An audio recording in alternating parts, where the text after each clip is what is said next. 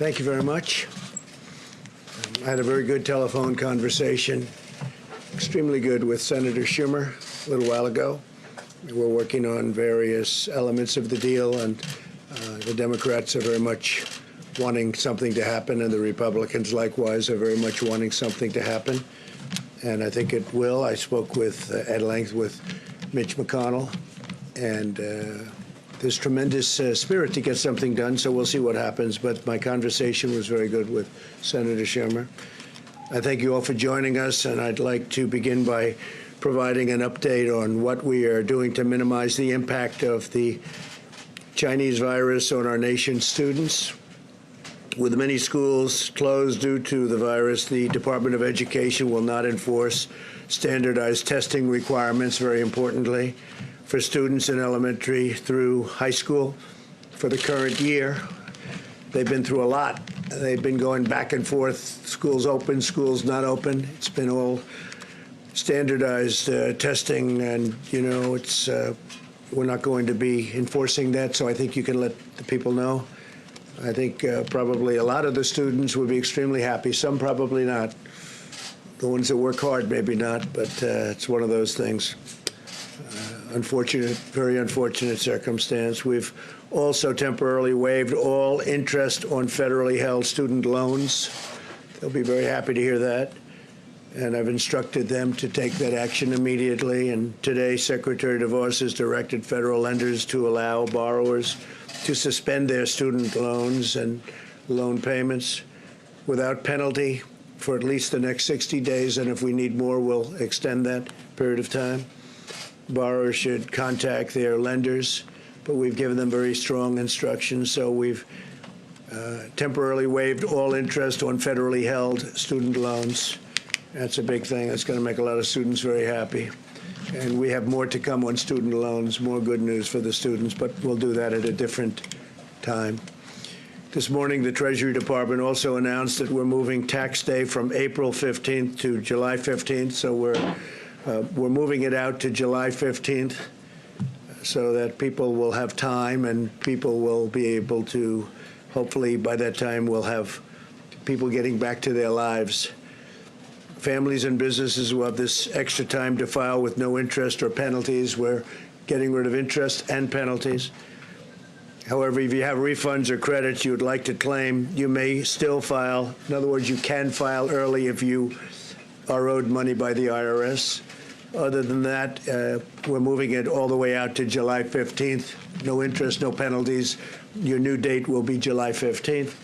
Today, our team will also provide an update on our continuing effort to prevent the transmission of virus across America's borders. And I watched what's been happening in California with Governor Newsom, and this morning with Governor Cuomo, and I applaud them. They're taking very strong, bold steps, and I applaud them. And we're all working together. We're working very closely together, including those two governors. But I would say, based on the call, the media was there. I think we can say that with respect to virtually every governor on that call. I think every governor. We had almost all of them, if not all of them. And I would say that you could see for yourselves that the level of respect and esprit de corps working together was extraordinary. There was nobody angry, nobody upset. We're able to help them, and that's what we're all about. We want to help. We're doing things that a lot of people wouldn't be able to do. But the relationship with governors and states is, I think, very extraordinary, especially under the circumstances where this just came upon us. We're working with Canada and Mexico to prevent the spread of the virus across North America very closely. You heard what we did yesterday with Canada. And Secretary of State Pompeo will be making a statement in a little while having to do with Mexico and the border. And Chad Wolf will likewise be making a statement. There's a joint comprehensive effort in collaboration with our neighbors. The measure and all of those measures that we're putting in place will protect the health of all three nations and reduce the incentive for a mass global migration that would badly deplete the healthcare resources needed for our people. And so we are working very closely with Mexico, very, very closely with Canada. The relationship's never been better. We're all working for toward the same goal. Our nation's top healthcare officials are extremely concerned about the grave public health consequences of mass, uncontrolled cross-border movement. And that would be mostly, and even beyond, but mostly during this global pandemic. Every week, our border agents encounter thousands of unscreened, unvetted, and unauthorized entries from dozens of countries, and we've had this problem for decades. For decades, you know the story, but now it's with the national emergencies and all of the other things that we've declared, we can actually do something about it. We're taking a very strong hold of that. And we have before, but this is now at a level that nobody's ever approached. In normal times, these massive flows place a vast burden on our healthcare system. But during a global pandemic, they threaten to create a perfect storm that would spread the infection to our border agents, migrants, and to the public at large. Left unchecked, this would cripple our immigration system, overwhelm our healthcare system, and severely damage our national security. We're not going to let that happen. So we have a lot of information, and they'll be discussing that in a moment. To confront these public health degrees, the Centers for Disease Control and Prevention has decided to exercise its authority under the Title 42 of the U.S. Code to give Customs and Border Protection the tools it needs to prevent the transmission of the virus coming through both the northern and the southern borders. So we're treating the borders equally, the northern border and the southern border. It's being treated, they're both being treated equally. A lot of people say that they're not treated equally. Well, they are. As we did with Canada, we're also working with Mexico to implement new rules at our ports of entry to suspend non-essential travel. These new rules and procedures will not impede lawful trade and commerce. Furthermore, Mexico is taking action to secure our own southern border and suspend air travel from Europe. So we're coordinating very closely with the air travel going to Mexico and then trying to come into the United States. The actions we're taking together with our North American partners will save countless lives. At the conclusion of my remarks, Secretary Azar, Secretary Pompeo, Secretary Wolf, we're going to be also taking some questions with Tony and Deborah, who you've gotten to know very well. But they'll be discussing certain things, and I think you'll find them of great interest. We're going to be providing tremendous amounts of detail over the coming days, but a lot of it will be provided right now if you'd like to find out about it. There's been a week of resolute action, tremendous relationships have developed with people that frankly didn't get along, people that didn't like each other. They're now working together and maybe even in some cases learning about each other and liking each other. It's a nice thing. I invoked the Defense Production Act, and last night we put it into gear. We moved the National Response Coordination Center to the highest level of activists. I mean, if you take a look at what we did, the level of activation has been increased to a grade 1 level, which is the highest level. We're providing historic support to small businesses and to the states. The states need support. Normally, they do this themselves, but because of the magnitude of it, the federal government has gotten very much involved in terms of getting the equipment they need. So we're helping them. It's a responsibility they have, but we are helping the states a lot. That's why the governors, I think, in every case have been impressed and very nice. We enacted legislation guaranteeing paid sick leave for workers at no cost to employers. And I think it's very important. So they get paid sick leave at no cost to employers. We're accelerating the use of new drug treatments. We're advancing legislation to give direct payments to hardworking families. Throughout our country, Americans from all walks of life are rallying together to defeat the unseen enemy striking our nation. in times of struggle, we see the true greatness of the American character, and we are seeing that. A lot of people are talking about it. We're at 141 countries from what they're telling me, and some of those countries are really working in a unified manner, and they're working very unified with us, almost, I could say, a good number of them. Doctors and nurses are working nonstop to heal the sick. Citizens and churches are delivering meals to the needy. Truckers are making the long haul to keep shelves stocked. We've been dealing with the big stores and the big chains, Walmart. They've been fantastic, and others. They've all been fantastic. We've made it much easier for them to stock in terms of travel and travel restrictions. We're lifting restrictions so they can get their trucks on time.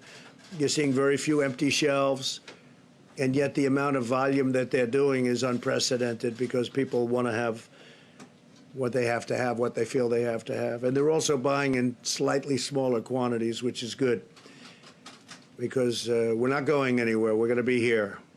So I want to thank all of those very great companies for working so well. Americans from every walk of life are coming together, and thanks to the spirit of our people, we will win this war. And we're winning, and we're going to win this war.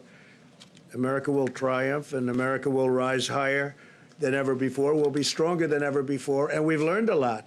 We've learned a lot. We've learned a lot about relying on other countries, and I can say that I think in both a very good and a very bad way. Some good things came out of it, and some not so good things came out of it. So I'd like to move now to invite our team to provide information on the new measures to prevent viral spread at our borders, and I'll start by asking Secretary of State Pompeo to speak. He's doing a fantastic job, and like everyone else, he's been working very, very long and very, very hard, and he's doing the other more normal jobs of a great Secretary of State. But he got tied into this like everybody else, and he's been really doing a fantastic job. Mike, please.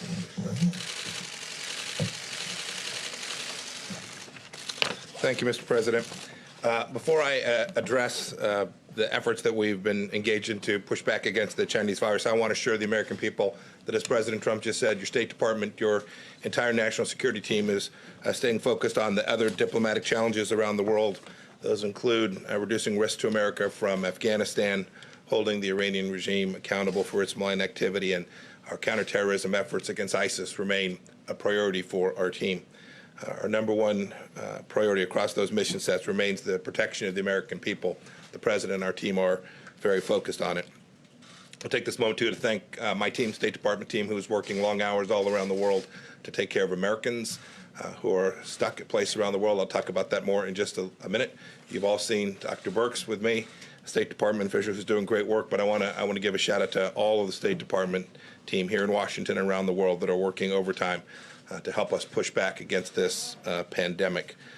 Under the President's leadership this week, we've taken two important steps. First, as President Trump announced on Wednesday, the United States and Canada jointly agreed to restrict all non-essential traffic across our border.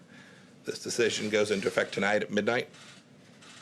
The restrictions will be reviewed after 30 days, and they exclude traffic and movement across the border for work or other essential reasons. We're grateful to have such an outstanding friend to the north who is committed, as we are, to defeating this virus. I also want to announce today that the United States and Mexico have agreed to restrict non-essential travel across our shared border. Both our countries know the importance of working together to limit the spread of the virus and ensure that commerce that supports our economy continues to keep flowing. Here, too, the United States is glad to have a friend who's working side by side us in the fight. Secretary Wolf will talk a little bit more about the details of how we're working alongside our partner in Mexico to keep our southern border safe and secure as well. On another note, yesterday the State Department issued a Level 4 global travel advisory. This means that all international travel from U.S. citizens should be avoided.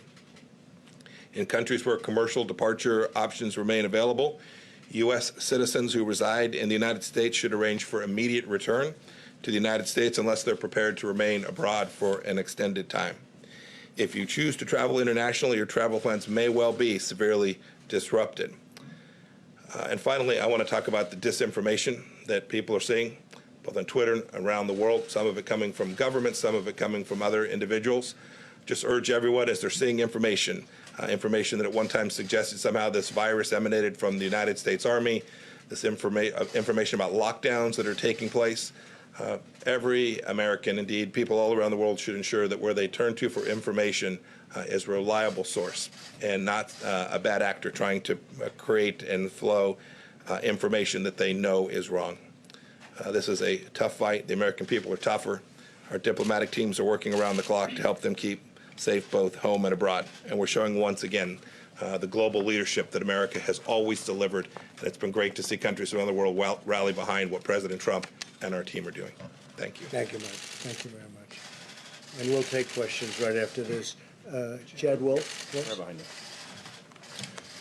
Well, let me start off by thanking the President and the Vice President for their continued leadership and commitment for protecting the American people during this crisis. Early on, the President, again, took unprecedented actions to restrict travel from areas affected with the coronavirus. And to date, DHS has screened over 200,000 individuals coming back from those affected countries. This has been an immense undertaking, but one that the men and women of DHS have successfully accomplished. Today's announcement is yet another example of the extraordinary steps the administration is taking to ensure the safety of the American public. Before I comment on the CDC order that I'm sure Secretary Azar will later elaborate on, let me first address the progress as Secretary Pompeo and others have made with our Canadian and Mexican partners regarding cross-border travel. As we continue to evaluate common sense measures that reduce risk and prevent further spread, it only makes sense that we have looked at the measures that our neighbors to the north and south are undertaking. And so we've been working closely with those partners since the earliest days of this virus and the outbreak.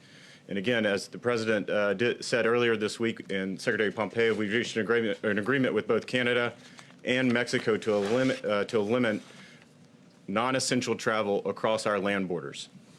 Let me be clear that neither of these agreements with Canada or Mexico applies to lawful trade or commerce. Essential commercial activities will not be impacted. We will continue to maintain a strong and secure economic supply chain across our borders. A few examples of essential travel include, but certainly are not limited to, individuals traveling for medical purposes, to attend educational institutions, for emergency response, public health services, and individuals engaged in lawful cross-border trade. As the Secretary said, the agreements with both Canada and Mexico will go into effect on Saturday, March 21st. Furthermore, we're also working collaboratively with Canada and Mexico to take decisive joint action regarding individuals seeking entry between our ports of entry. The CDC order directs the Department to suspend the introduction of all individuals seeking to enter the U.S. without proper travel documentation. That's for both the northern and southern border. The CDC director has determined that the introduction and spread of the coronavirus in the Department's Border Patrol stations and detention facilities presents a serious danger to migrants, our frontline agents and officers, and the American people. So it's important to note that the Department currently apprehends foreign nationals from over 120 different countries around the world, the vast majority of those having coronavirus cases. Many of these individuals arrive with little or no identity, travel, or medical documentation, making public health risk determinations all but impossible.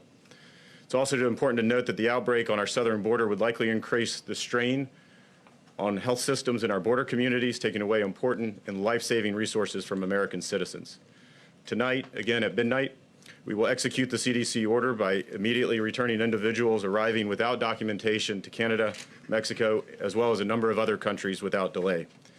And so, again, CBP is positioned to execute these measures as we continue to keep our borders secure and safe.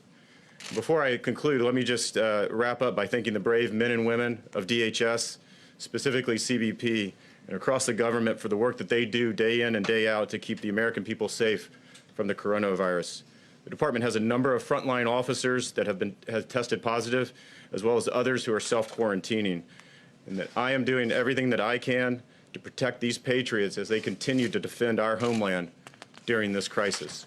Thank you. Thank you very much, David. Thank you. Secretary. Today's announcement is just the latest in a long line of bold, decisive actions the President has taken to protect Americans from the coronavirus spreading across our borders. In January, within 2 weeks of China's notifying WHO about the virus, and with only 45 cases in China, we began screening travelers from Wuhan. Then, over time, as the outbreak evolved, the President restricted travel from China, Iran, and Europe. Our health experts say that these measures have been truly effective at slowing the virus's spread to our shores. Just think about this. Italy and the United States both saw their first travel-related case of coronavirus around the exact same time, the last week of January. And yet we have had precious time to continue our work around vaccines, therapeutics, and other preparations, while Italy has tragically been overwhelmed with critical patients for several weeks now. The President today is taking action to slow the spread of infectious disease via our border. Under Section 362 of the Public Health Service Act, the CDC is suspending the entry of certain persons into the United States because of the public health threat that their entry into the United States represents. This order applies to persons coming from Mexico and Canada who are seeking to enter the country illegally and who would normally be held in a congregate setting like a Customs and Border Protection station. It does not apply to U.S. citizens or lawful permanent residents. During this pandemic, a number of health challenges arise when illegal immigrants arrive at our northern and southern borders and are taken into immigration custody. We're talking about significant numbers of illegal immigrants. From this past October through February, DHS has processed more than 21,000 inadmissible aliens at the northern border and more than 151,000 inadmissible aliens at the southern border. CBP facilities were never designed to hold large numbers of people and to protect agents and migrants from infection during a pandemic, nor to treat them for a novel virus if large numbers are infected. When held at border facilities, these migrants risk spreading the virus to other migrants, to CBP agents and border healthcare workers, and even the United States population as a whole. In such circumstances, the kind of social distancing measures the CDC and the President have recommended are simply not possible. On top of that, any resources that we are using to reduce the risk of infection among CBP agents, healthcare workers, and migrants in these facilities are drawing on an American healthcare system that is already fighting the coronavirus pandemic. That's why the President and his administration are taking these important steps to keep Americans and our immigration system safe from these health risks as part of our whole-of-government approach to combating the coronavirus. Thank you, Mr. President, for the work that you've been doing throughout this crisis to slow the spread of the coronavirus and to keep our country safe. Thank you very much. Thank you. Tony or Deb, please. Thank you. Thank you, Mr. President. So we continue to review the data very carefully from around the globe, as I know many of you are. We continue to see signs that, again, individuals under 20, 19 and under may have severe disease, but majority and all have recovered to date. We still see that same trend. And frankly, from Italy, we're seeing another concerning trend, that the mortality in males seems to be twice in every age group of females. This should alert all of us to continue our vigilance to protect our Americans that are in nursing homes.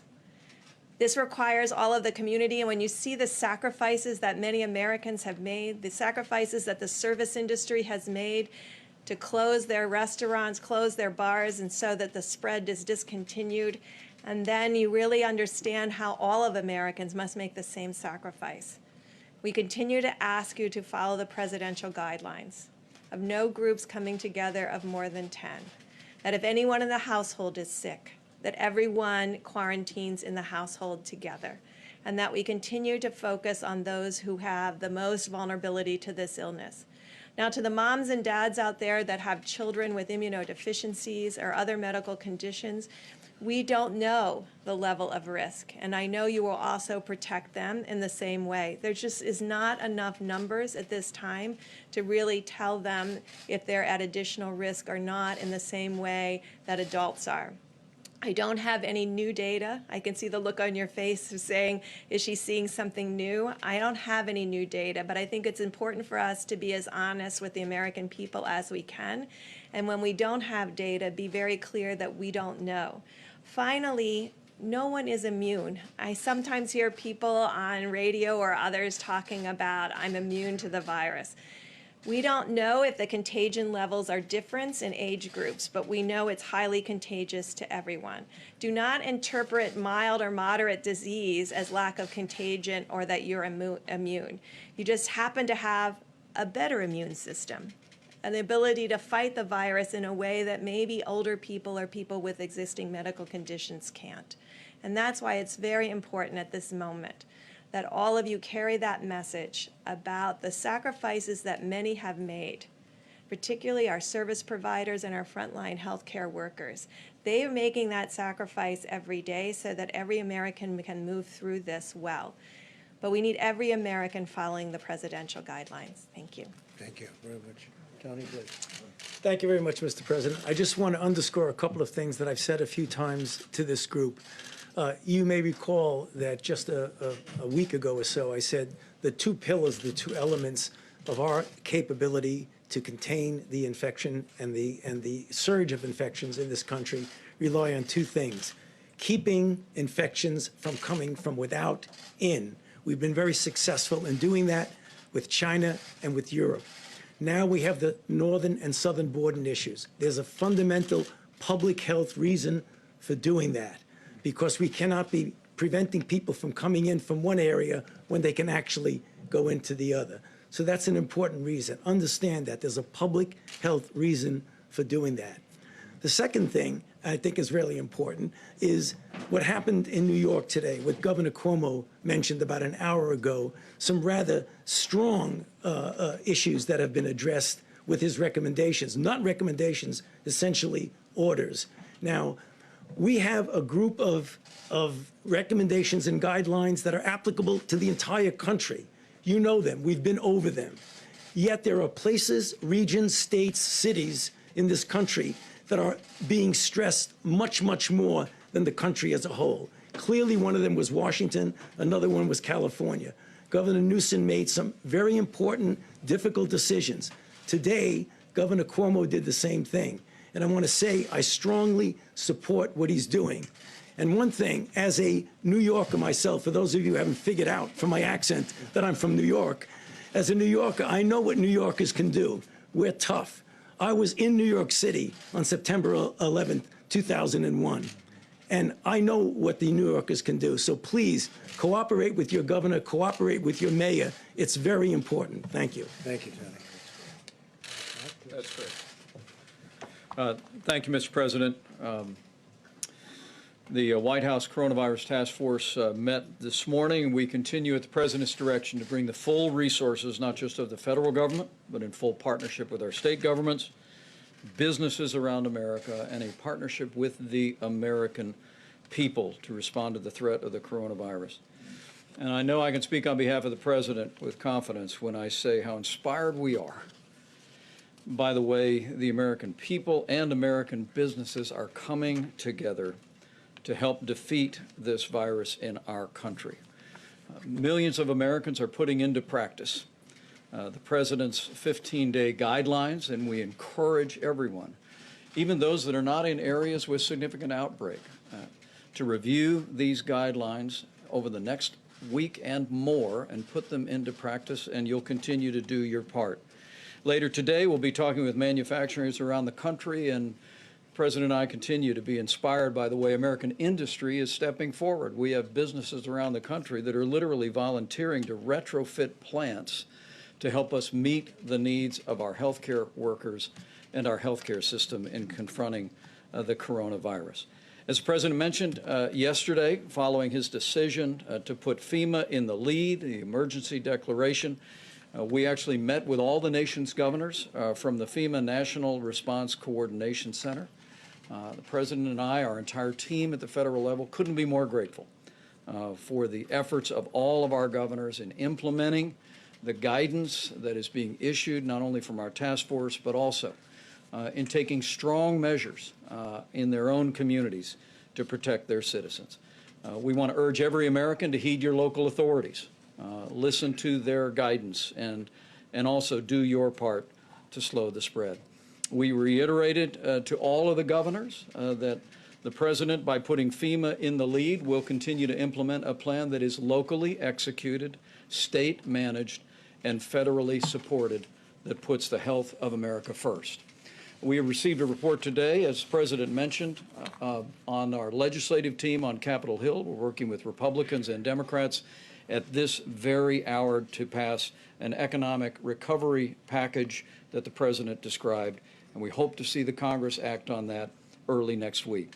On the subject of supplies, we continue to make steady progress on testing. Thanks to the President's involvement of commercial labs, the public and private partnership, more and more Americans are being tested every single day. And tomorrow, Admiral Gua and FEMA will update the American public on the status of testing and our support of state-based testing efforts that are literally expanding by the hour. On the subject of medical supplies, we continue at the President's direction to pursue every means to expand the supply of personal protective equipment for the extraordinary and courageous healthcare workers that are ministering to the needs of people impacted by the coronavirus. We have a policy of procuring, allocating, as well as conserving the resources that we have in our system. And now that the President worked with the Congress to make industrial masks fully available for hospitals to be able to purchase, to be able to use as protective equipment, we're more encouraged than ever about the availability of those important N95 masks to our healthcare facilities. And over this weekend, we'll be announcing a major procurement from the federal government of N95 masks as well. We're also encouraged that we're finding new alternatives to increase the supply of ventilators. We've mentioned that we have a federal stockpile, some 20,000 ventilators on standby, but that doesn't count the tens of thousands of ventilators that are in our healthcare system around the country. But the President has challenged us to work to free up other ventilators from other sources around the country. And there are two different ways that we're doing that. Number one, in our recent discussion with anesthesiologists, we've literally identified tens of thousands of existing ventilators that can be retrofitted and converted to be ventilators for people struggling with the coronavirus. But also, on the President's behalf, on behalf of all of our task force, we want to continue to urge every American and every American hospital and healthcare facility to postpone any elective medical procedures. This will free up bed space, free up hospital capacity for people that are struggling with the coronavirus, and it'll also free up equipment that our healthcare workers need. It is inspiring that we continue to receive reports that businesses around America are donating N95 masks to their local hospitals. Businesses large and small are donating hundreds, in some cases millions of N95 masks. And I know how grateful the President is, and we all are. And let me close by saying, as all of our experts have said many times, while the threat of serious illness to the average American from the coronavirus remains low, every American can do your part to reduce the burden on your health, on your family, the burden on our healthcare system, and especially the threat to the most vulnerable among us by putting into practice the President's 15 days to slow the spread. And as the President said at the outset of his remarks, I know that millions of Americans are doing that just now, and the greatness of the American character is shining forth. Thank you, Mike. Thank you very much. Okay, thank you. Go ahead. You had a call with Senator Schumer. He says you've now agreed to invoke the Defense Production Act to actually make those medical supplies that hospitals say are in severe shortage. So two questions. Is that what you're doing now? It is. I did it yesterday. We invoked it, I think, the day before. We signed it the evening of the day before and invoked it yesterday. We have a lot of people working very hard to do ventilators and various other things, yes. So you're using it now to tell businesses We are they need to using make it. ventilators, masks, respirators? For certain things that we need, Okay.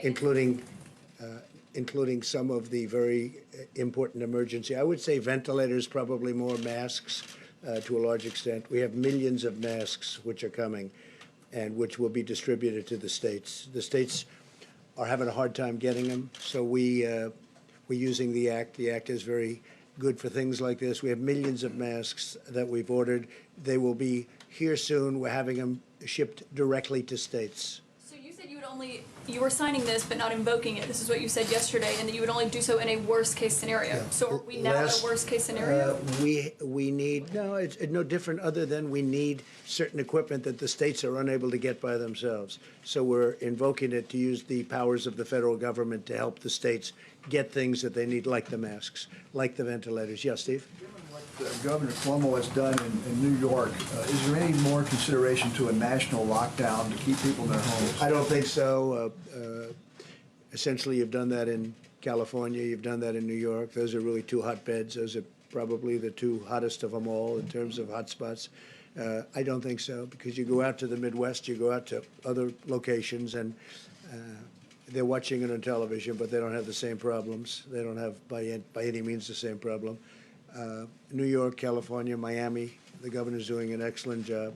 Governor DeSantis in Florida. We have some pretty hot spots in Florida, too. But we're general, and the state of Washington, of course, but that was largely, if you look at it, it was one nursing home that had problems like you wouldn't believe. So no, we're working with the governors, and I don't think we'll ever find that necessary. We're about a week into your 15-day guidelines. Are you happy with the progress? Would you like to see? I am happy. I am happy with it. We'll have to see what the results are at the end of 14 days, let's say. We'll know by the 15th day to see what we do. But I'm certainly honored by the way the American people are working, because it's work. It's work not to work. This is the first time this has ever happened. And we're working out a tremendous financial package for them so they don't work. Who ever heard of this? Usually you work out a financial package to get people working. We're asking people not to work. Social distancing, a new term that's become probably the hottest term there is. So, no, I'm very honored by the way the American people are taking this, I mean, so seriously. Yes, John? Mr. President, a question for you and a question for Dr. Fauci, if I could. There's been some concern among Democrats on Capitol Hill that the Phase 3 fiscal stimulus is weighted too much in favor of corporations and not enough in terms of individuals.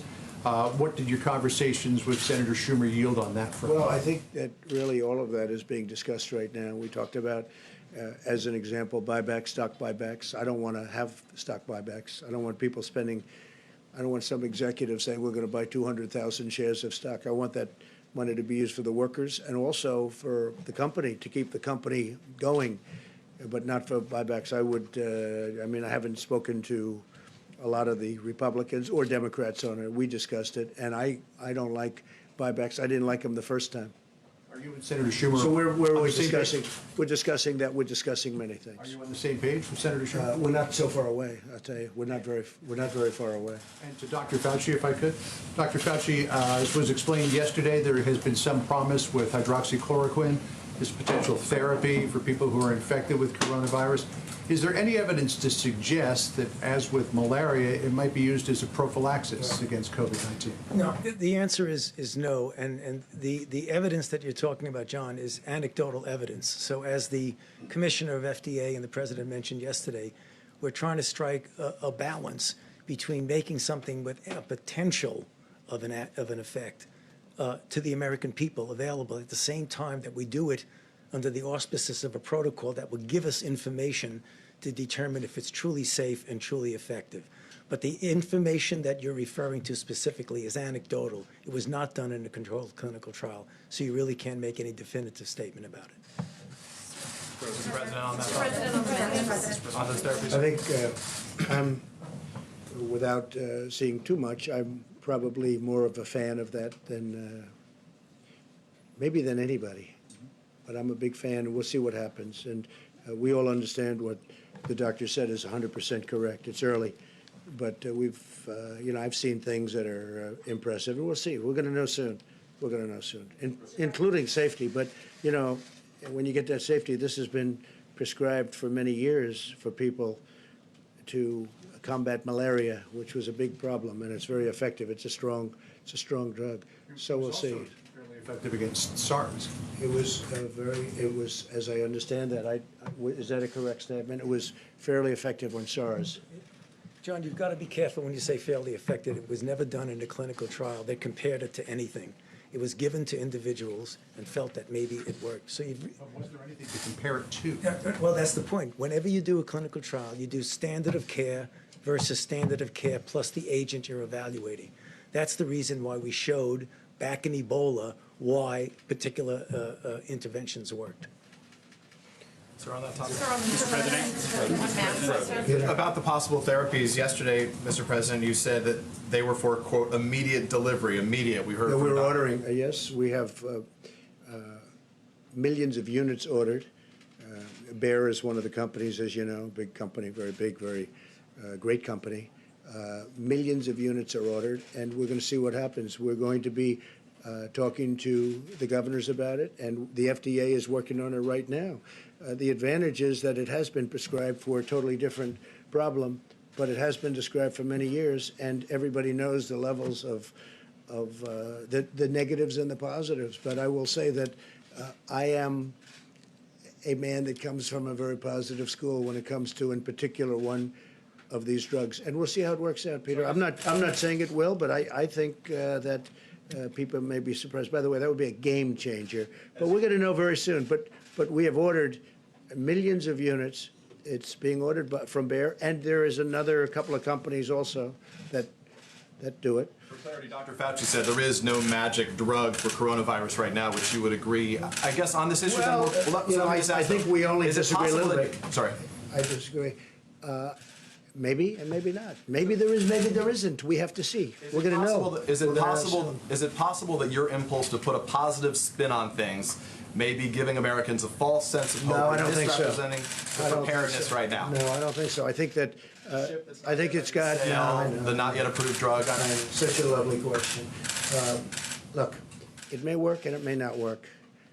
And I agree with the doctor, what he said. May work, may not work. I feel good about it. That's all it is, just a feeling. I'm a smart guy. I feel good about it. And we're going to see. You're going to see soon enough. And we have certainly some very big samples of people. If you look at the people, you have a lot of people that are in big trouble. And this is not a drug that obviously, I think I can speak from a lot of experience because it's been out there for over 20 years. So it's not a drug that you have a huge amount of danger with. It's not like a brand new drug that's been just created that may have an unbelievable monumental effect, like kill you. We're going to know very soon. And I can tell you, the FDA is working very hard to get it out. Right now, in terms of malaria, if you want it, you can have a prescription. You get a prescription. And by the way, and it's very effective. It works. I have a feeling you may, and I'm not being overly optimistic or pessimistic. I sure as hell think we ought to give it a try. I mean, there's been some interesting things happened and some good, very good things. Let's see what happens. We have nothing to lose. You know the expression? What the hell do you have to lose? Okay? So what do you say to Americans? Sir, nearly 200. I'll just follow up. John, Nearly go 200 ahead. dead. What do you say the Americans who are scared, though? I guess nearly 200 dead, 14,000 who are sick, millions, as you witnessed, who are scared right now. What do you say to Americans who are watching you right now who are scared? I say that you're a terrible reporter. That's what I say. Go ahead. I Just think it's a very nasty question, and I think it's a very bad signal that you're putting out to the American people. The American people are looking for answers, and they're looking for hope. And you're doing sensationalism, and the same with NBC and Comcast. I don't call it Comcast. I call it Concast. Let me just for whom you work. Let me just tell you something. That's really bad reporting. And you ought to get back to reporting instead of sensationalism. Let's see if it works. It might and it might not. I happen to feel good about it, but who knows? I've been right a lot. Let's see what happens, John. Can I come back to the science and the logistics You ought to here? be ashamed of yourself. The units that were ordered, are they for clinical trials or are they for distribution to the general patient population? We are going to, as I understand it, we are going to be taking samples in New York. Governor Cuomo very much is interested in this drug, and they are going to work on it also after they get a certain approval. We're waiting for one final approval from the FDA. We'll see what happens.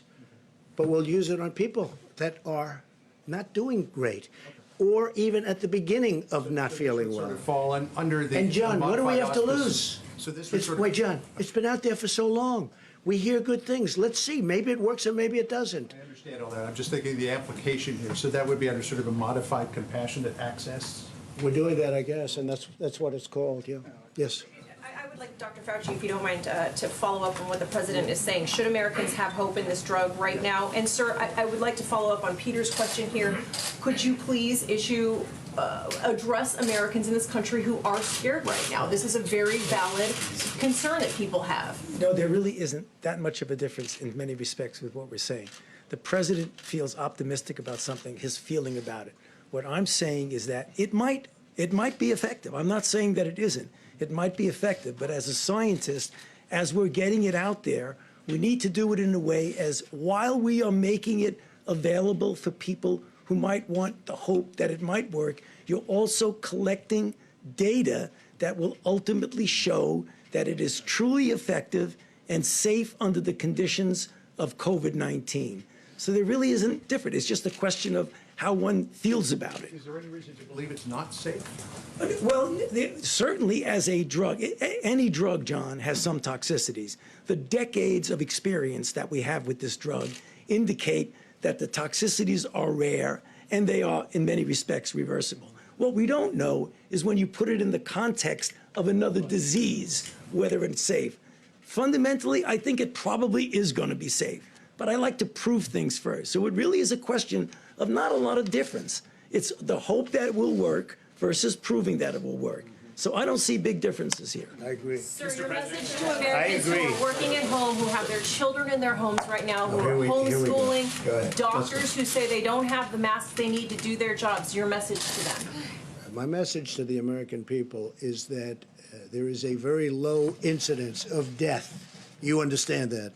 And we're going to come through this stronger than ever before.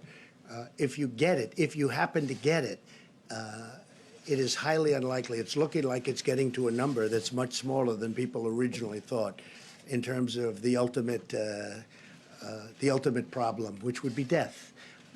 My message to the American people is, number one, you've done an incredible job. Incredible what you've gone through. It's been incredible. It wasn't their fault.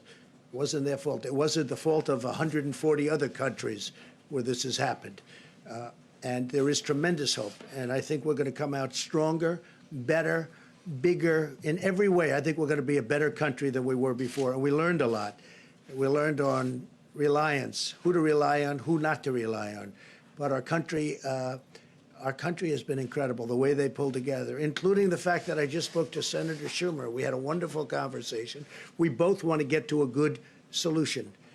But it's been really, for me, watching and seeing people that weren't speaking, getting along well, because we all have one common aim, and that's to get rid of this invisible enemy, get rid of it fast, and then go back to the kind of economy that we had, and maybe even better. Yeah, please, in the back.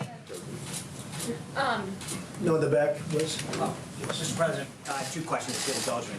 The first question is, many small businesses are concerned that they have weeks, not months, and are worried about how long it'll take assistance. We're going to be helping them a lot. We're going to be focused, a big focus, and including my conversation with both Mitch and with Chuck, a big focus of that conversation with small businesses, because they are really the engine behind our country, more so than the big ones.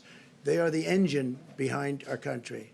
Second, if I may, sir, are you concerned about members of Congress that may have used information they learned on updates to sell stocks and profit off of this? I'm not aware of it.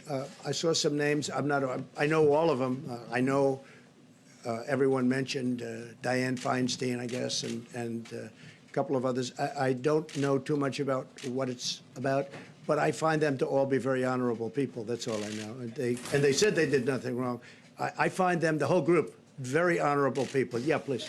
Mr. President, so the whole group would include Richard Burr, the head of the Intelligence Committee, and it also would include Senator Kelly Loeffler. And so the question is whether or not they should be investigated for that behavior. Well, it also includes Dianne Feinstein, a Democrat. You didn't mention her name. Why didn't you mention her name?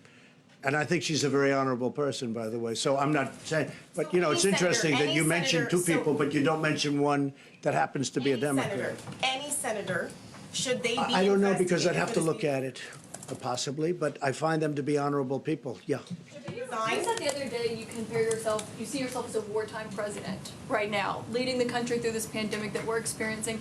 Do you really think, going off on Peter, going off on a network is appropriate when the country is going through something like I this? do, because I think Peter is, I've dealt with Peter for a long time. And I think Peter is not a good journalist when it comes to fairness. But he's asking for your message to the country. Oh, I and think you it's a went good off on message, Peter. because I think that the country has to understand that there is indeed, whether we like it or not, and some of the people in this room won't like it, there's a lot of really great news and great journalism, and there's a lot of fake news out there. And I hear it all, and I see it all, and I understand it all because I'm in the midst of it. So when somebody writes a story or does a story on television, and I know it's false, I know it's fake, and when they say they have 15 sources have said, and I know there's no sources, they're just making it up. I know that, and I call Peter out, but I call other people out too. And, this is time to come together. But coming together is much harder when we have dishonest journalists. It's a very important profession that you're in. It's a profession that I think is incredible. I cherish it. But when people are dishonest, they truly do hurt our country. Yeah, in the back. Please, go ahead. Mr. President, China has been in communication with the United States and also WHO about coronavirus Right, since that's true. January. That's and true. the U.S. shut its border to travelers from China on February the 2nd. Also, Wuhan has been in lockdown since January the 24th. And this all happened almost 2 months ago. Why did you still say if you could have known it earlier? And also, you have been calling coronavirus. Well, I have to say this. We have, and I can speak for myself, but I have a very good relationship with China and with President Xi. I have great respect for President Xi. I consider him to be a friend of mine. It's unfortunate that this got out of control. It came from China. It got out of control. Some people are upset. I know President Xi. He loves China. He respects the United States. And I have to say, I respect China greatly, and I respect President Xi. Okay. Calling coronavirus. Can I ask more about stock buybacks? Many of the airlines and Boeing did stock buybacks. Is this a deal breaker for you in this? No, but I never liked stock buybacks from their standpoint. When we did a big tax cut, and when they took the money and did buybacks, that's not building a hangar, that's not buying aircraft, that's not doing the kind of things that I want them to do. And we're now talking about buybacks. We didn't think we would have had to restrict it because we thought they would have known better. But they didn't know better. In some cases, not in all cases, obviously. Some people did an incredible job. They built plants all over the country.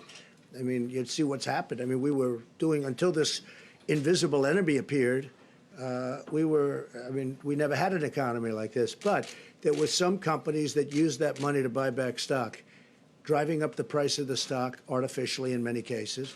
I don't like that. I don't like it. And as far as whether or not we'll have that, allow them, when we give them money, because we have to keep these great companies in business because of the workers, frankly, for the most part, because of the workers. The workers are my number one concern. But the way we take care of the workers is we have to keep the companies going. I am fine with restricting buybacks. In fact, I would demand that there be no stock buybacks. I don't want them taking hundreds of millions of dollars and buying back their stock, because that does nothing. Yeah, please. Thank you very much. One for Dr. Fauci and then hopefully one for you. Sure. And one thing, Secretary of State Pompeo is extremely busy, so if you have any question for him right now, could you do that? Because you know what I'd like to do? I'd like him to go back to the State Department, or as they call it, the Deep State Department, if you don't mind. I'd like to have him go back and do his job. So does anybody have any question?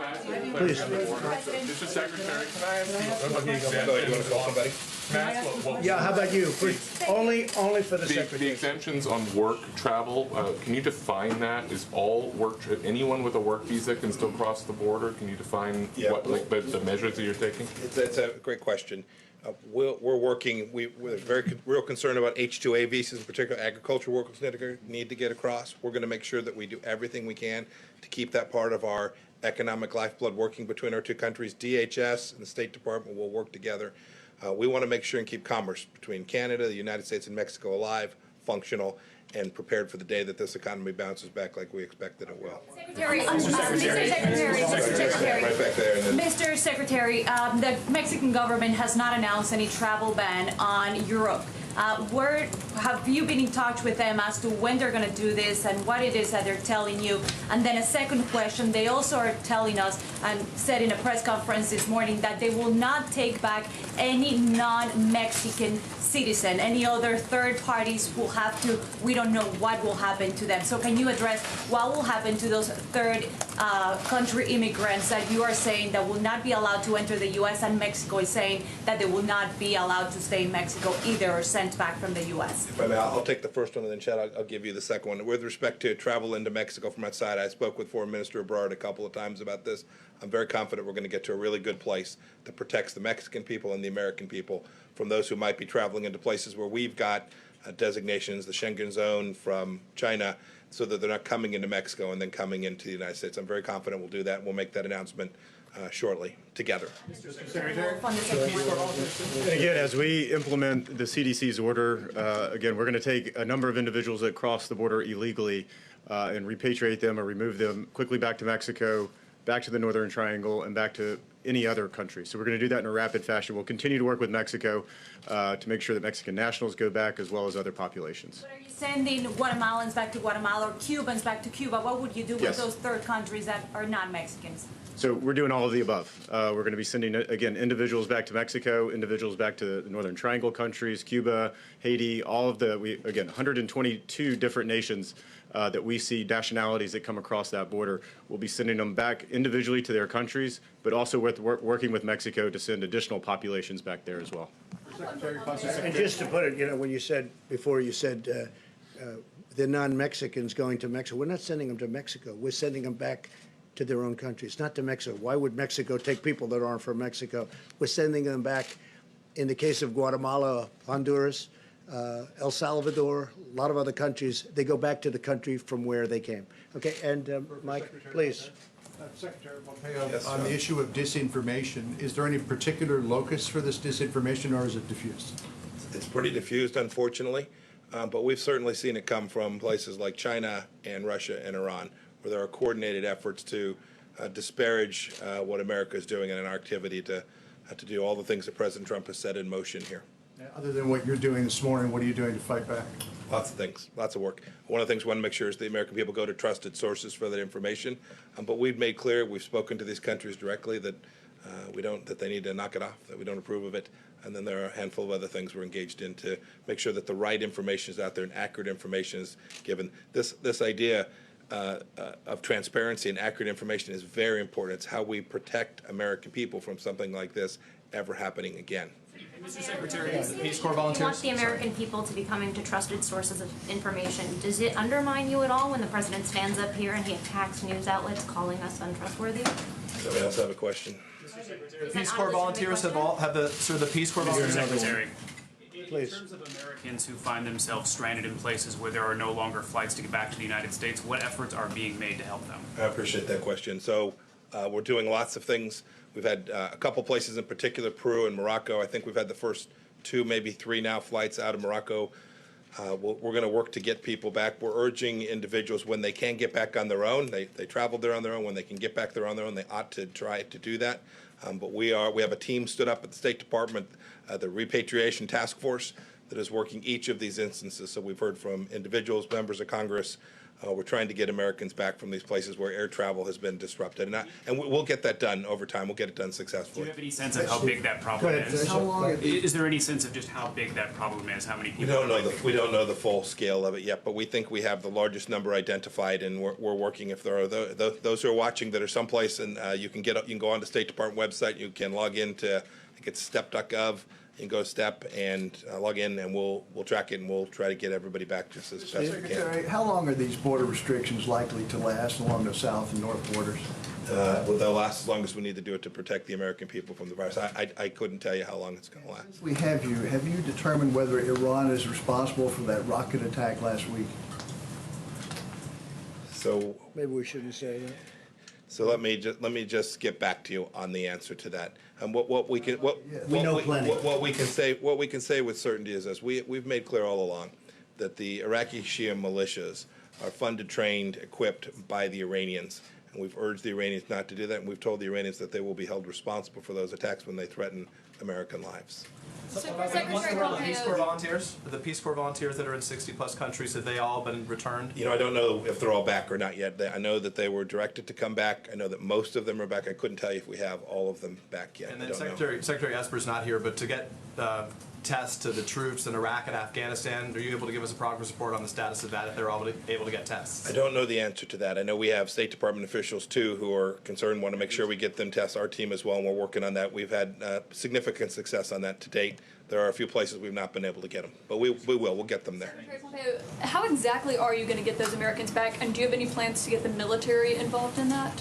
We're going to use all the tools we can. These first efforts are combined commercial, private flights that will fly in, bring them back to a destination here in the United States. So we'll do that. There are some that will travel back other ways as well. And we've worked with the Department of Defense to say where there is space available, we'll be able to bring them back on those flights as well. It's a whole government effort to make sure we get them back. They're gonna help us every place they can. Secretary Nesbitt, I've talked about it a couple times. Thank you, Secretary. Question on Iran again. Is there any consideration to relaxing sanctions on Iran during the coronavirus crisis instead of being particularly hard hit?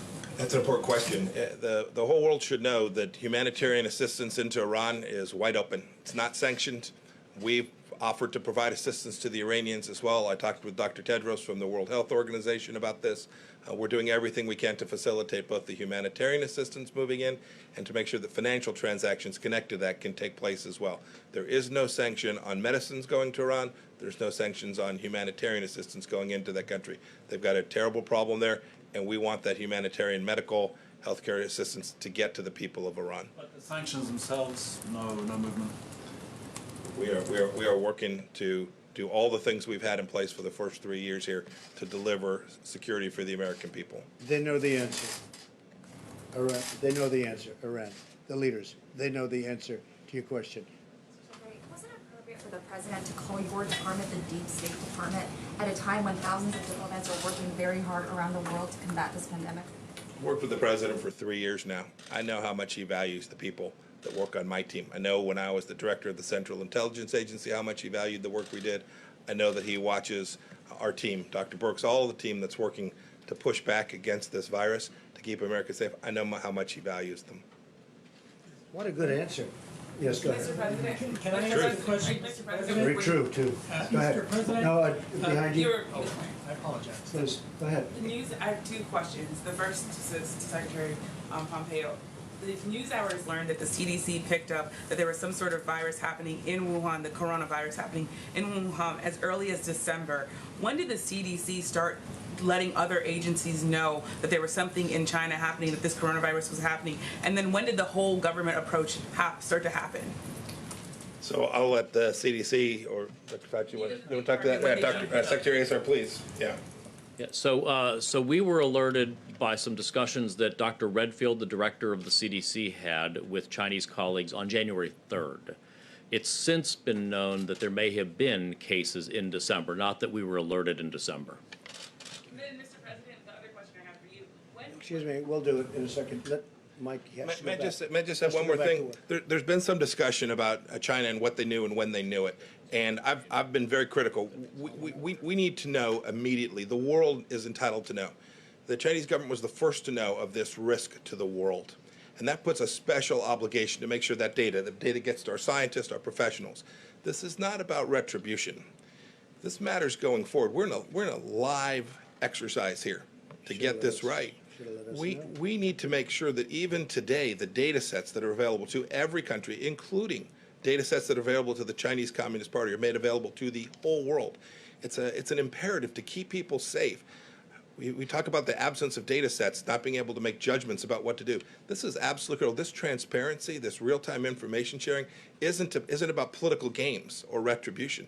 It's about keeping people safe. And so when you see a delay in information flowing from the Chinese Communist Party to the technical people who we wanted to get into China immediately to assist in this, every moment of delay connected to being able to identify this the risk vectors, creates risk to the people all around the world. And so this is why it's not about blaming someone for this. This is about moving forward to make sure that we continue to have the information we need to do our jobs.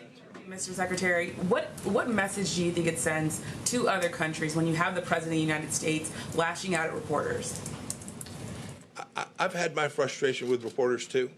All I ask when I talk to the media is that you listen to what we say and report it accurately, and it's frustrating.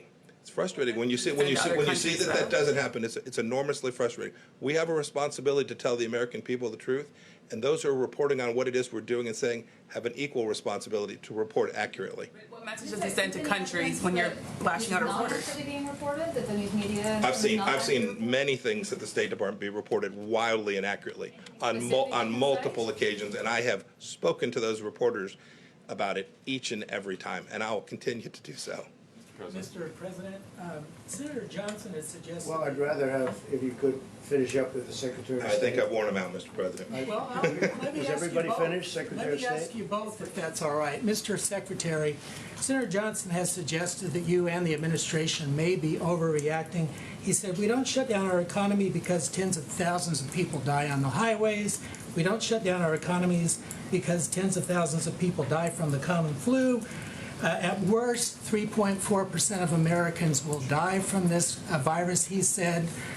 What do you say to people that have that view? That's 11 million people he's talking about. Well, I can just say the entire world is agreeing with us because they all have their choice, and everybody's doing the exact same thing. We want to shut it out, and we can do that. And we'll see what happens in 2 weeks and 3 weeks. But if we can save thousands of lives, and even millions of lives potentially, you don't know where it goes, but you could be talking about millions of lives. So if you look at the world, I mean, you have some very smart people in the world, you have some smart leaders in the world, and everybody's doing it the way we're doing it. I think we're doing a better job than hopefully most, if not all. We're doing a very effective job, but we'll know better in 14 or 15 days. But, you know, you're talking about hundreds of thousands, and maybe more than that, numbers of people. And, you know, we can bring our finances back very quickly. We can't bring the people back. Mr. President, to follow up on that, there are millions of people out there that share that view, that say, I don't really need to shut things down. I don't really need to stay away from stores. I can go to the beach. And those people making multiple actions exponentially, it's the difference between life and death. Yeah, I isn't agree it? with that. But I think I'd like to have Anthony answer that, because to be honest, that's what he does. And we had a lot of very talented people telling us what they think we should do. Thank you, Mr. President. First of all, I think that's a false equivalency to compare traffic accidents with. I mean, that's totally way out. That's really a false equivalency. When you have something that is new and it's emerging, and you really can't predict totally the impact it's going to have, and you take a look at what's going on in China, and you see what's going on right now in Italy, and what's happening in New York City, I don't think with any moral conscience you could say, why don't we just let it rip and happen and let X% of the people die? I don't understand that reasoning at all. Okay, so Secretary of State will be leaving. Any other questions? Go ahead in the back, please. In the back for Mike. Thank you, Mr. President. Excuse me, I didn't call on you. Go ahead, please. Thank you, Mr. President. Two things. In New York, where cases are doubling every day, they fear that supplies are going to run out in a matter of weeks. Yesterday, Mayor Bill de Blasio called on you to mobilize the military to deliver urgent supplies. Yesterday, he said, quote, the fate of New York City rests in the hands of one man. He is a New Yorker, and right now he is betraying the city he comes from. I've personally spoken to emergency department nurses who say that they've been told not to wear N95 masks because supplies are so low. So how do you respond to those remarks by Mayor de Blasio? Well, I just think this. I'm not dealing. When will the supplies arrive? I'm not dealing with him. I'm dealing with the governor, and the governor agrees with me, and I agree with him. So far, we've been very much in sync. I guess they're not agreeing with each other necessarily, but the relationship with New York, I love New York. I grew up in New York, as you probably have heard, and the relationship's been very good. And I think government and the governor have been getting along incredibly well with the federal government. Okay. To Americans, please. Question for Secretary Wolf, if I could. Just on illegal entries of people who are OTM, how will the turnback process work? Will they be taken to a common area and then put on a plane and sent back to northern countries or others? I mean, how would that process work? Again, it's a public health crisis, so what we're trying to do is limit the amount of contact that we have with these individuals, not putting them in Border Patrol facilities, ICE detention facilities, and the like. So it's going to be very rapid. We're going to obviously take them into custody and then send them back to a port of entry or other means. So it'll be very quickly. It won't be the 6 or 7 or 10 days that we currently have. It'll be much more rapid. But if they are OTM, will they be taken to an airfield That's nearby? correct. Or? That's correct. And sent back over? Absolutely. Anybody? Mr. President, who has Mr. President, the checks to Americans, the bill as proposed creates sort of tiers of checks for incomes. Do you believe philosophically that makes sense? Well, I believe in a lot of things. I want to get workers' money, and whichever way the best way to get it. And I want to keep the businesses open too, because without the businesses, they're not going to be getting money for very long. But we're going to be talking. As it's written, is there enough, or do you want to see it If there's juiced not, we'll up? do something later, I'm sure. I'm sure we'll do Mr. President, the Wall Street analysts are predicting that unemployment numbers could skyrocket next week. By some analysts, say as many as 3 million people applying for unemployment, which would be a historic number in a 1 week spread. So is a $1,000 check going to cut it? Is that going to be We're enough? not talking about a $1,000 check. We're talking about much more than that. We're also talking about doing phases. If this doesn't work, we're going to keep doing until we get it going. And frankly, once we get the economy back, and once this enemy is defeated, the invisible enemy, as I call it, once it's defeated, we get the economy back, it's going to all come back to us very quickly. It comes back very quickly. We have a tremendous economy. We do numbers like no other country has ever done before. #1 in the world, if you go back 2 weeks, and still, obviously, but if you go back 2 weeks, #1 in the world by far. That money comes back to us very rapidly. We want to keep it, we want to have it so that when we, not if, but when we win the war with the invisible enemy, when we win it, these companies can immediately start, not that they have to start rebuilding, which takes a long time. Steve? You're confident that those are jobs that'll come back if someone applies for unemployment next week? What projections for job losses in March and April are you hearing? Well, we're looking at different numbers. We have a best case and a not best case, but the big thing is to defeat the virus. Once that virus is defeated, Steve, I think everything else falls in place very rapidly. I think you're going to have a tremendous upswing. A lot of people agree with me. If you look at your stock market geniuses, and some of whom are not geniuses, but they think they are, a lot of people think that I'm right about that, that once we defeat the virus, I think you're going to have a very steep, like a rocket ship, it's going to go up, and everything will be back. And I really believe we're going to be stronger than ever before. Yeah, go ahead. President, on the issue of supplies, you've told governors to try to find whatever supplies they can on their own. Absolutely. But some of them are now saying when they go to try to buy them, they're being outbid by the federal government. Well, you heard my news conference yesterday. So not those that, I mean, governors to that do? was sort of yesterday's news. No, that does happen because they want to buy supplies. We want to buy as a backup to them in case they can, and sometimes that will happen. But regardless of who gets them, when they need them, we're getting them to them. Now, we're doing the Production Act. We're doing it very much, and we have a lot of things cooking right now at a high level. Remember this. Nothing like this has ever happened before. Over 140 countries. And you have supply chains that are broken down for 2 reasons, because they can't supply that much and because people are sick and they can't be on the chain. So you have a lot of interesting things all over the world. You have supply chains that broke down because of the illness and also because of the quantity. But we're getting it ordered, we're getting it done, and if you just have to, look, some of you were at the call yesterday where I spoke with the governors, almost all of the governors, and every one of them was very impressed with what we've done. Go ahead, in the middle, please. There are reports that the Labor Department has told states not to disclose their unemployment numbers. Do you agree with that decision? I'd have to talk to him. I would have to talk to him. Just one more clarifying question, if I could, on the DPA. I just want to be clear. Are you saying that the administration is requiring these industries to create these products, or just asking? You know, so far we haven't had to. It's an amazing thing that happened. We're getting calls from automobile companies. We're getting calls from other companies saying they have plant capacity. They want to make ventilators. They want to make other things.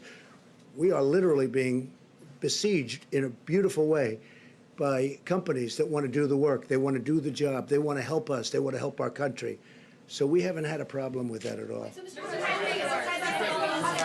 President, how do you help out states and localities that are trying to bid on things like ventilators and other items that are being outbid by the Well, when they call us, they let us know. If there's a conflict, they will call us and we will drop our bid because we want them to go first, because they're point of sale. So we've had 4 or 5 instances where literally that was happening because, you know, we're both trying to get stock. And if we're going against, they will call us. The smart ones, frankly, will call us, and we will immediately, we want them to buy it because it gets to them quicker if they buy it. Do they know that they're We're going to really do there. this? They know that, and it's happening more and more where they're calling and they're saying we're bidding against each other. They want to get it. They'll get it much quicker that way. Go ahead, please. Mr. President, this is a question for Secretary Azar. There are labs across the country that don't have the testing supplies they need. What specific actions Well, is it's the going very administration well. taking? I tell you what. What specific actions We inherited are an being obsolete taken? deal, and we made a good thing out of it. I haven't heard that question in a while, but go ahead. Yeah, Why don't so, so first, we're making tremendous progress in terms of lab testing. Tens of thousands of tests are being done every single day, both through the CDC and the public health labs, as well as now through the private sector commercial labs. They're getting to scale. They have supplies. They have high throughput. We do hear anecdotally, occasionally, of, say, a public health lab or another one that has a concern about this supply or that supply. Through FEMA, we actually are standing up a laboratory task force to answer those questions. Usually, it's that the lab people do not understand that there are actually alternative supplies in the marketplace that they are perfectly free to use. We've actually had to put out some common myths and truths about that. For instance, the other day, we were getting calls from governors saying, we don't have swabs, there are no swabs, there are no swabs. Our supply people went in the open marketplace and bought 200,000 swabs in the open market, and I just sent a letter to every governor sending them swabs. So some of it's just they aren't listening or checking with us about all the freedom, all the capacities out there. It's a complex system with 330 million Americans and all of these labs. So sometimes there's a lab that doesn't understand how much flexibility they have and how much supply there is out there. And we're working through the new FEMA Integration Center to help correct that for folks. Secretary Azar. Be happy to. How well that's working.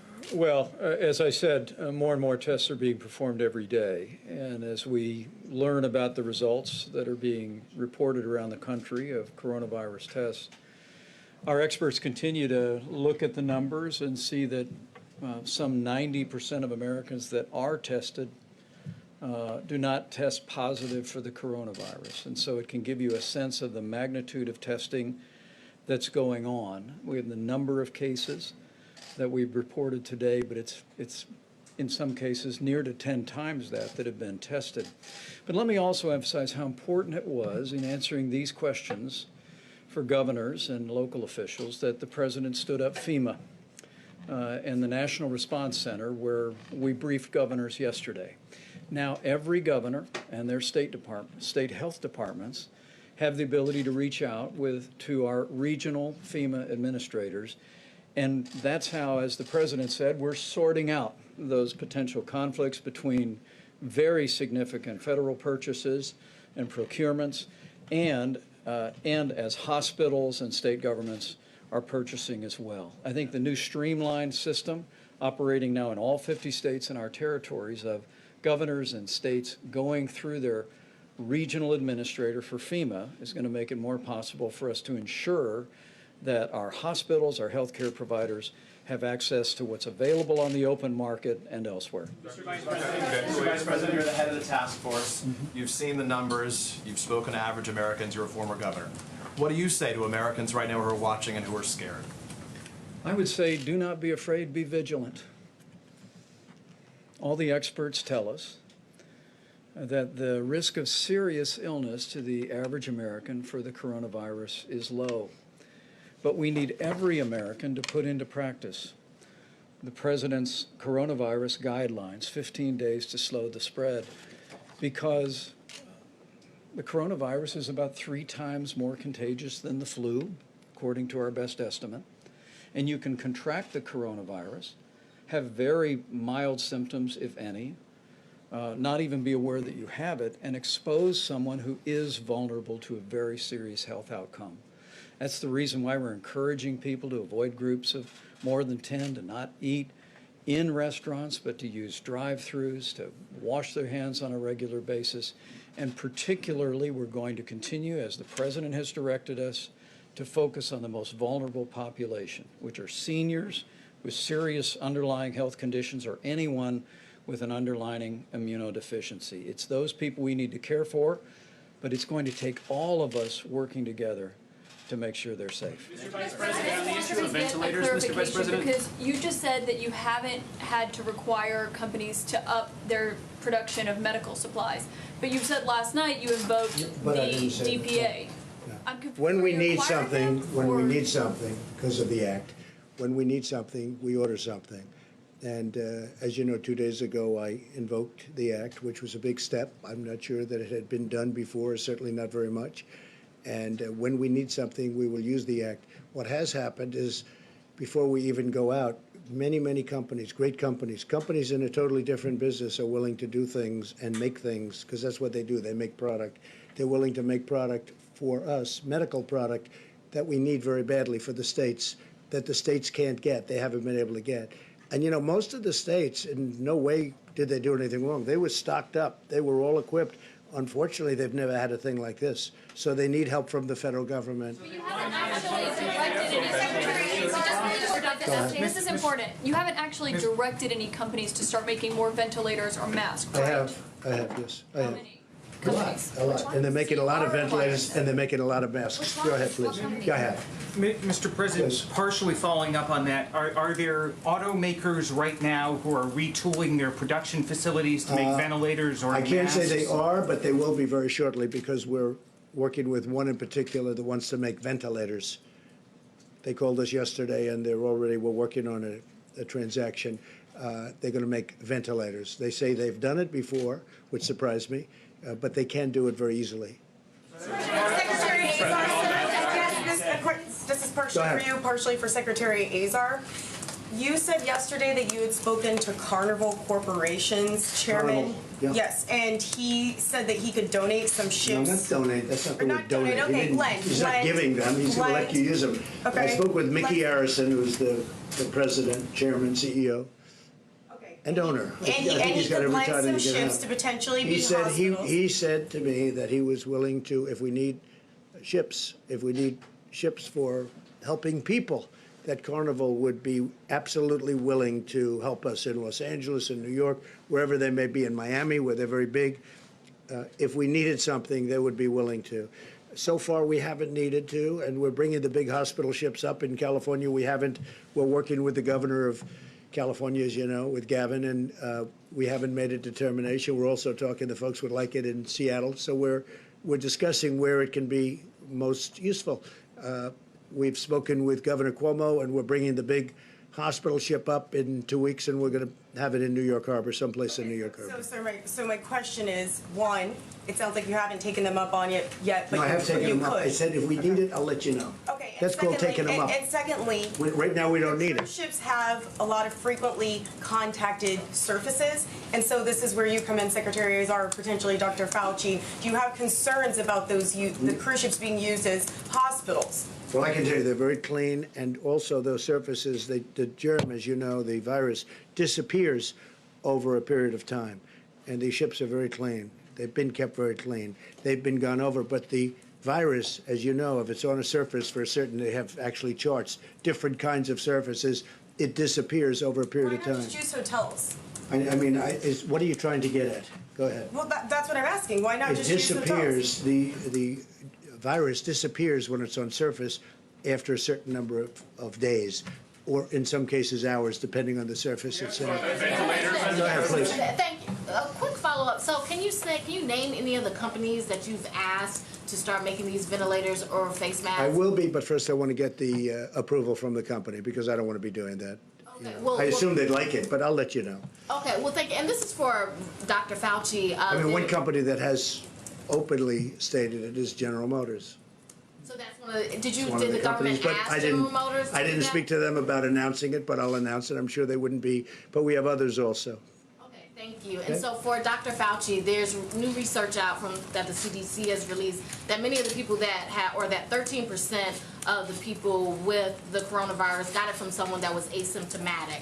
So my question is, does that change the way the approach that should be taken? And do you think that's the case, or I mean, do you think that, or do you not agree with that research? The recommendations that are here applies to whether you're in physical contact with someone who could be infected with symptoms versus asymptomatic. I don't really think it changes anything. Certainly, there is some degree of asymptomatic transmissibility. It's still not quite clear exactly what that is. But when people focus on that, I think they take their eye off the real ball, which is the things you do will mitigate against getting infected, no matter whether you're near someone who is asymptomatic or not. It's the same thing. Physical separation and the care that's outlined here is going to take care of both of those things. Thank you, Mr. President. I have a question about testing. When will every American who needs a test get a test and be able to get a test? And why not have medical equipment being shipped right now to hospitals who need it? You're hearing very positive things about testing, and just so you understand, we don't want every American to go out and get a test. 350 million people. We don't want that. We want people that are that have a problem, that have a problem with they're sneezing, they're sniffling, they don't feel good, they have a temperature. There are a lot of different things. You know them better than I do. So ready? We don't need that. But what we are having is we're having these private labs have come in. They've been really fantastic. And we also have a great system for the future. Because as I said, we inherited, meaning this administration, an obsolete, broken system that wasn't meant for anything like this. Now we have a system that you can see, because look, we're well into this and nobody's even talking about it except for you, which doesn't surprise me. There are Americans, though, who say that they have symptoms and they can't get tests. Well, okay. What do you say to the Americans who are scared I'm not that they hearing have it, symptoms and they can't but get we don't tests? want everybody to go out and get a test because there's no reason for it. Yeah. Americans who have symptoms. We'll do and one can't get more a after test. this. So I wanted to ask Dr. Fauci, because Kevin Hassett is one of the people who is now suggesting that the real way to get to the end of this, for life to return to normal, is for every single person living in this country to be tested. That way you could see who's contagious, and you could then have people who don't have it go back to work. Is there any possibility that this country could ever get to a point where every single person could be tested, and how long would that take? Thank you for the question. I've heard that before. I don't connect the dots there. I don't see how testing everybody in the country is going to help you to implement this. This should be implemented universally, at least at this level for everyone. The things we spoke about a while ago, that you want to really ratchet it up, like Governor Newsom is doing in California, like Governor Cuomo is doing in New York, or how you put an end to this outbreak. Testing is important. It would be nice to know, and there are certain things you could do, but let's not conflate testing with the action that we have to take. Whether or not you test, do this.